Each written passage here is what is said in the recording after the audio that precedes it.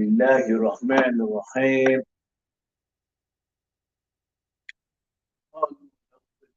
نسمعه أو نعقل لا في أصحابه الصحيح.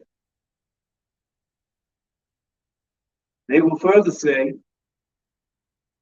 had we but listened but used our intelligence, we should not now be among the companions of the blazing fire.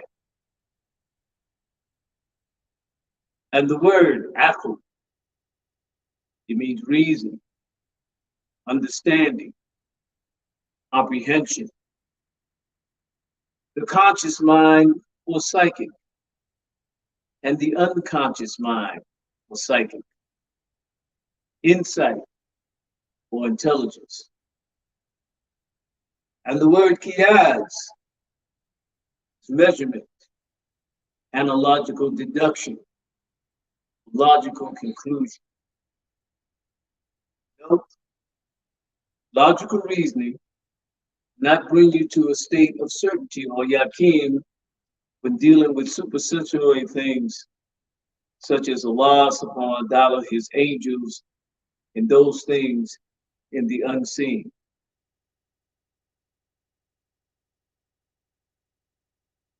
And it was once said by a man named Socrates, what is used develops, and what is not used will waste away. Observation, contemplation are the fastest way to certainty or yaqeen. Define knowledge, an organized body of facts. Define wisdom, knowledge of the people, the life, and the conduct, along with the facts so thoroughly assimilated as to produce sagacity, judgment, and insight.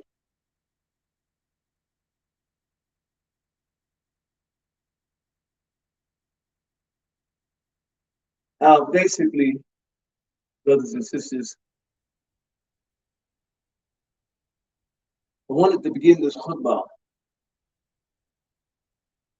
by pointing out that some of the, I should say, along with many of the gifts that were given to Rasulullah alayhi wa salatu salam from Allah subhanahu wa ta'ala, he also received the gift of having a companionship, a community, where he had such men in that community that could be referred to as think tanks.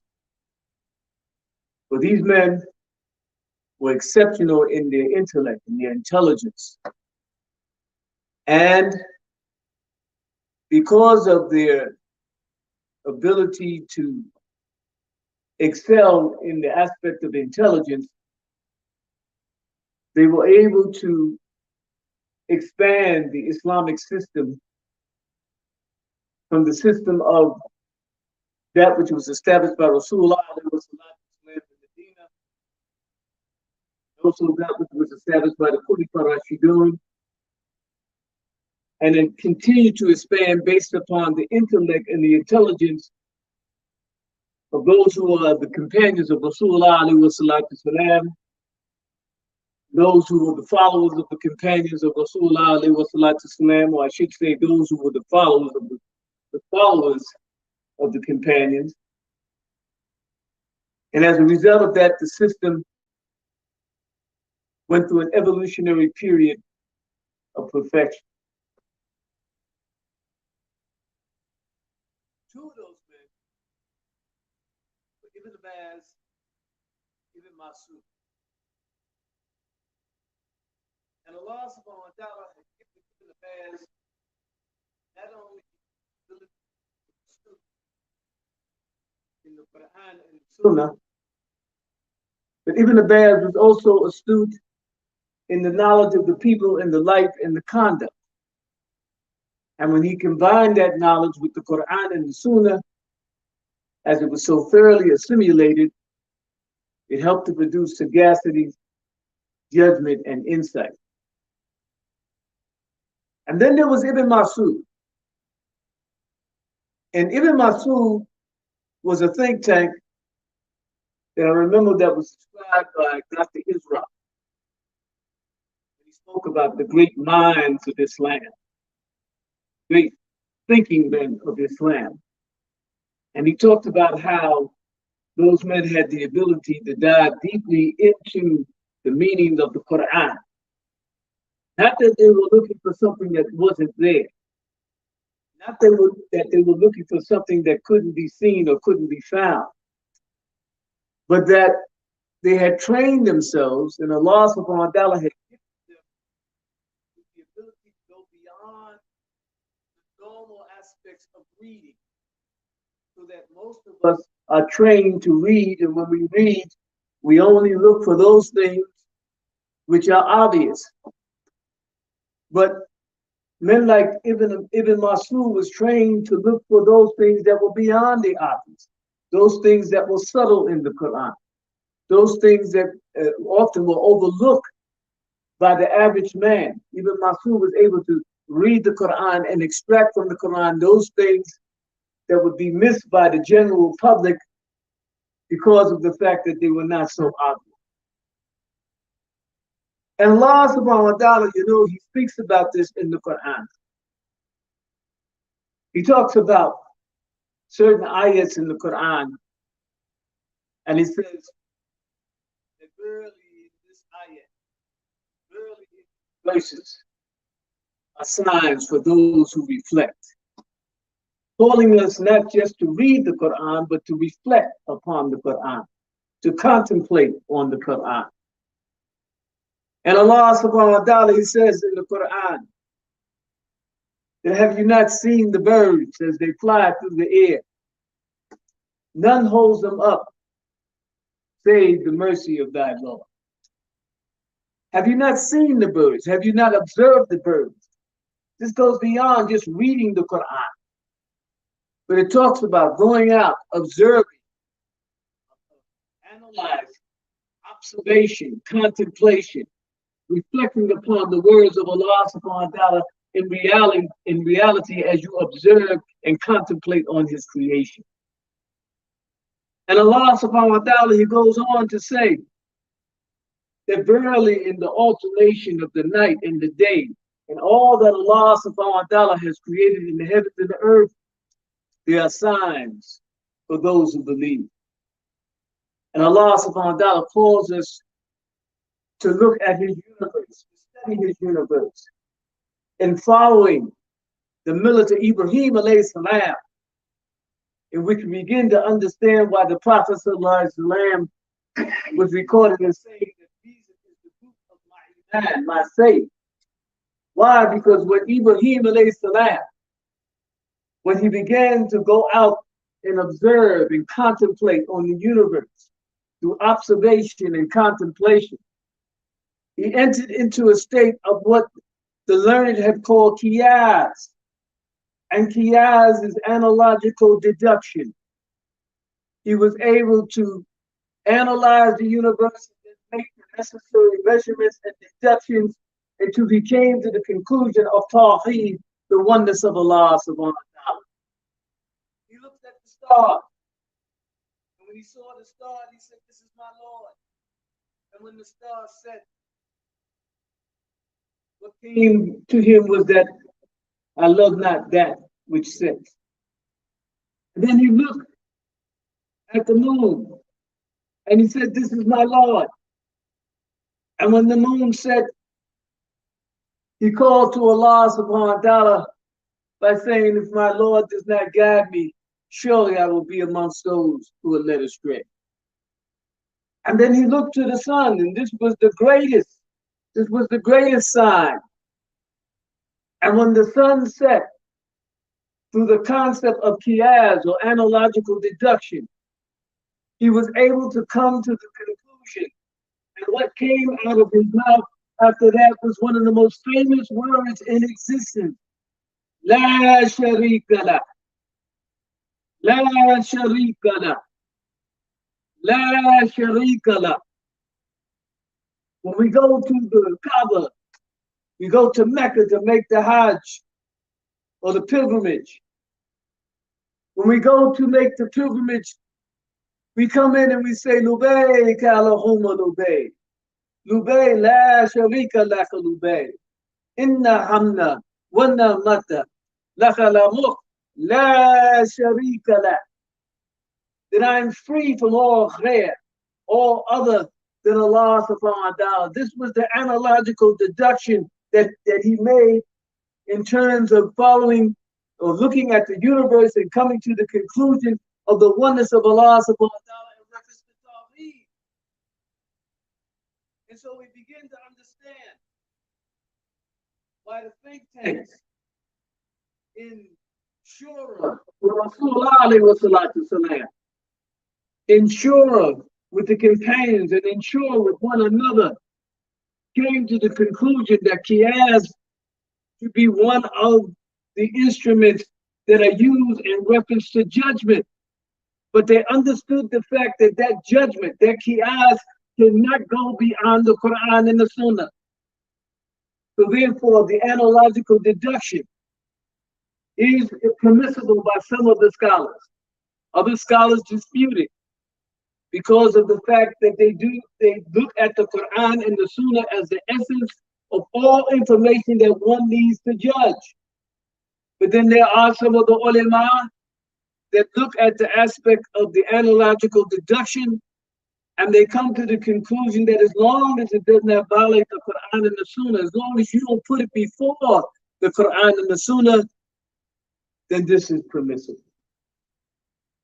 And so we see the benefit, among other benefits, among many benefits that was given to Rasulullah alayhi salatu salam, in the fact that Allah subhanahu wa ta'ala gave him a companionship, gave him successes that were well understood and versed in the Quran and the Sunnah, and also expanded themselves on the level of the intellect. And as Allah subhanahu wa ta'ala says here, وَقَالُوا لَوْ كَنَا نَسْمَعُ أَوْ نَاكِلُ مَا كُنَا فِي أَصْحَابِ السَّعِيرِ. And they will further say, have we but listened or used our intelligence, we should not now be among the companions of the blazing fire.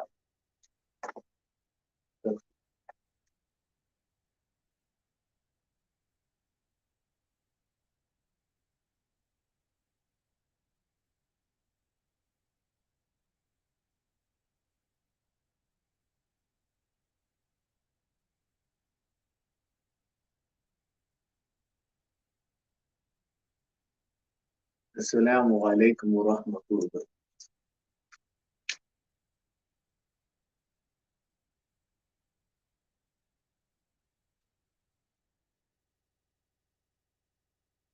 الله الرحمن الرحيم واعتصموا بالحبل الله جميعا ولا تفرقوا. And hold fast, all of you together to the rope of Allah, and do not separate.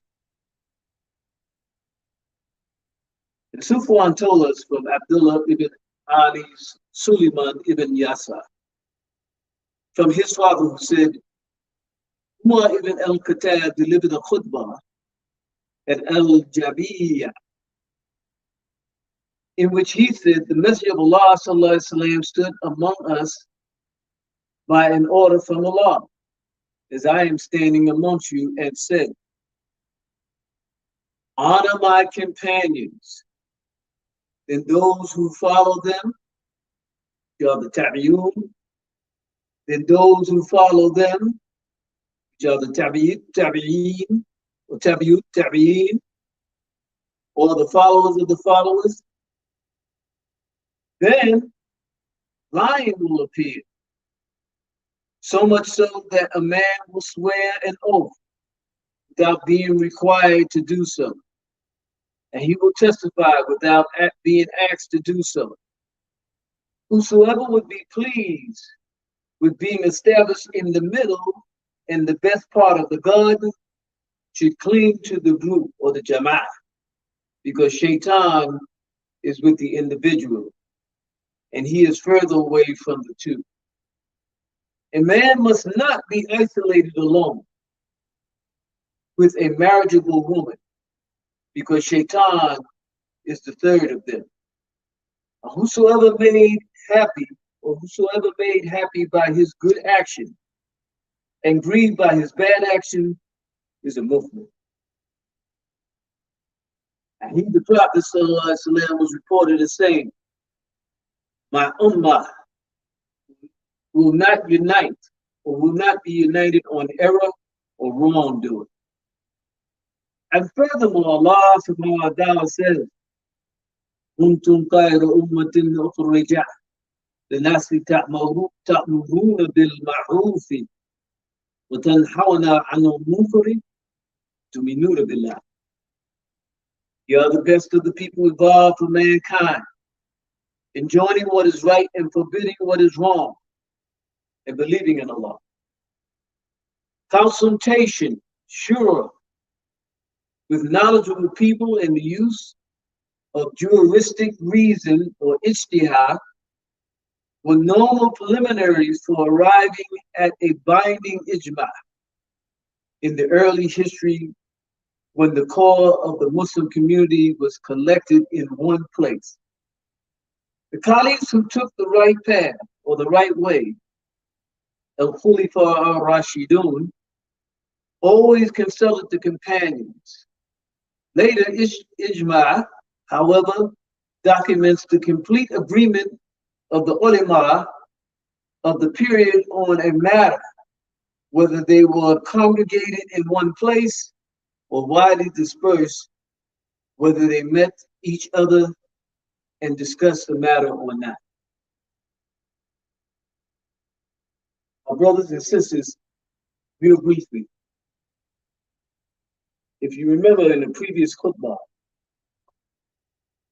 I mentioned about the evolutionary process of knowledge.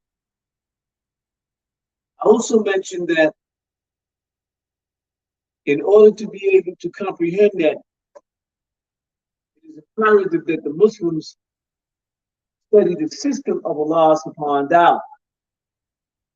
But by studying the system of Allah subhanahu wa ta'ala, it gives you a better understanding of the academia and those things or those ordinances and rules and regulations and those laws that were established within the religion of Allah subhanahu wa ta'ala.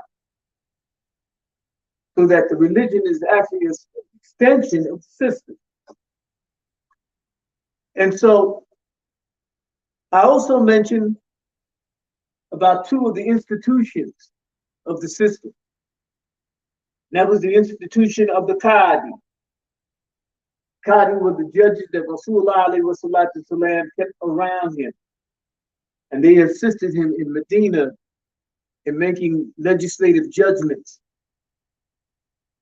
And also, I mentioned the fact that the Qadis were also deployed to the different regions or provinces in the area so that they could assist the Wali in their legislative judgment. And then I mentioned in another khutbah about the governmental machinery, which is called the Shura, that the Shura is part of that governmental machinery of the system of Allah subhanahu wa ta'ala. And in looking at the governmental machinery of the system of Allah subhanahu wa ta'ala, and then you combine that with the foundation of the ulama, which comes from the system or the institution of the Qadi, then from that chronological order, we began to move to the ijtihad. And the ijtihad were the men during the time of the Khulafa Rashidun, the Khalifaship. And their assignment was the third branch that was established by the Khalifaship. The first branch being the Khalifa, who was the executive, whose mission was to rule as long as he does not step outside the parameters of the Quran and the Sunnah. When in situations, and you looked at the legislative, I should say the legislative aspect of it was in fact the Quran and the Sunnah. That was the law. And the Khalifa had the right and the obligation to be able to judge as long as he did not go outside of that law. And then the third branch was the juristic branch, was established specifically when the Quran and the Sunnah was silent. And I made it clear that we have to be careful when we say the Quran and the Sunnah was silent, because we must understand that the Quran is Kitabul Mubin, the book of clarity, and that the Sunnah is the commentary of Kitabul Mubin. But that there will arise certain circumstances after the death of the Prophet ﷺ that were not addressed during his time. And so therefore, when the Quran and the Sunnah became silent, then the third branch, which was the institution of the Ijtihad, those scholars, those ulama, who have the right to interpret the Quran only in respect of those circumstances under which the Quran and the Sunnah was silent. And from the Ijtihad, that's where we move to the level of Ijma. And that is the concept of the unanimous the decisions of the scholars. That when they come together in a unanimous decision, then automatically it becomes law. Why? Because we go back to the hadith of the Messenger of Allah sallallahu alaihi wasallam, and we see that he has said that my ummah will never be disunited, or my ummah, I should say, will never be united on the basis of that which leaves the ummah astray on wrongdoing. And not my ummah would never be disunited in wrongdoing. And so therefore, a unanimous decision that is made by the scholars of this deen, automatically on the basis of that hadith is accepted as law, because of the fact that the Prophet ﷺ said, never will my ummah be united on the basis of wrongdoing. So we see the beauty of this deen. We understand the whole concept of the ummah staying together, because it is easy when we stay together, when we come together on the basis of all the different institutions that I talked about. When we come together as an ummah on the basis of shura, when we have the shura with the elders, when we have the shura with the administration, when we have shura before we go to the jihad, when we hold the shura comes under that category in which the Prophet ﷺ said, never will my ummah be united on the basis of wrongdoing. And so it helps to solidify our position and keep us on the right path, because as we continue to have dialogue with one another, we become the mirrors of one another, and therefore this becomes the reason why the Prophet ﷺ used to say that he who separates from the united body dies the death of kufr. Because when you do that, you separate from the united body. Remember the hadith, my ummah will not be united on the basis of wrongdoing. Never will my ummah be united on the basis of wrongdoing. So the benefit of coming together as a community, the benefit of coming together as an ummah puts us in that position, because we always know that even if it's just one person, someone, anyone will always come up with the right decision. And this is the mercy of Allah subhanahu wa ta'ala to his ummah. Alhamdulillah.